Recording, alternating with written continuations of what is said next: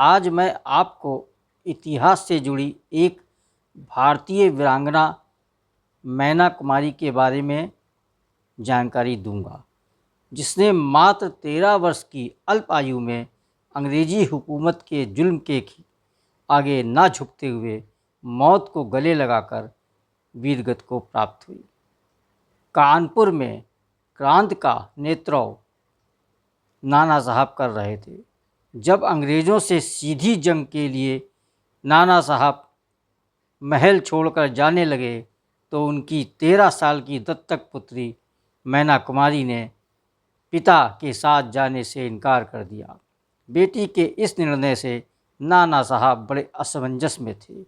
मैना का मानना था कि उसकी सुरक्षा के चलते कहीं पिता को देश सेवा में कोई समस्या ना पैदा हो जाए, इसलिए साहब ने जाने से पहले बेटी को बहुत समझाया कि अंग्रेज अपने बंदियों के साथ दुष्टता का व्यवहार करते हैं।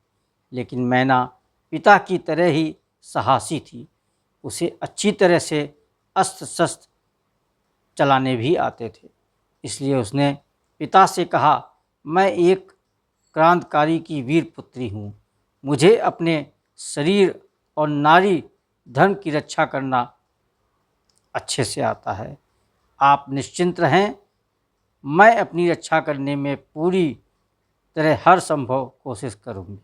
नाना साहब बेटी की इन बातों को सुनकर महल छोड़कर अंग्रेज़ों से जंग के लिए निकल पड़े। ब्रिटिश सरकार नाना साहब पर पहले ही 1 लाख रुपए का इनाम घोषित कर चुकी थी। इस बीच ब्रिटिश सैनिकों को पता चला कि नाना साहब महल से बाहर हैं, तो उन्होंने महल को अपने कब्जे में ले लिया। मैना को महल से पकड़ने के लिए आगे बढ़े तो वो वहाँ से गायब हो गई। इसके बाद अंग्रेजी सेनापति के आदेश पर महल में तोपें आग उगलने लगीं और कुछ ही घंटों में महल ध्वस्त हो गया। ब्रिटिश सेनापति को लगा मैना भी इस महल में दबकर अब मर गई होगी, इसलिए वो वापस लौट गए। लेकिन मैना जीवित थी। मैना कुमारी देर रात जब अपने गुप्त ठिकाने से बाहर आकर ये विचार करने लगी कि उसे अब क्या करना चाहिए। उसे मालूम नहीं था कि महल ध्वस्त होने के बाद भी कुछ सैनिक देख रेख के लिए वहाँ तैनात कर दिए गए थे। ऐसे में 2 अंग्रेजी सैनिकों ने उसे पकड़कर जनरल आउट्रम के सामने प्रस्तुत कर दिया।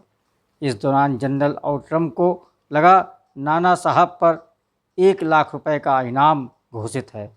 ऐसे में अगर वो उन्हें पकड़कर आंदोलन को पूरी तरह कुचल दें तो ब्रिटिश हुक्मरानों से उन्हें शाबाशी मिलेगी। इसलिए उसने मैना कुमारी को छोटी बच्ची से, लेकिन मैना चुप रही। उसे ये देखकर उसे जिंदा जला देने की धमकी भी दी गई, पर मैना इससे भी विचलित नहीं हुई।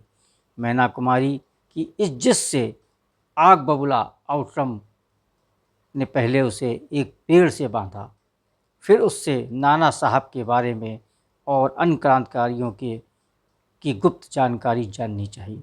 लेकिन मैना ने जरा भी मुंह नहीं खोला।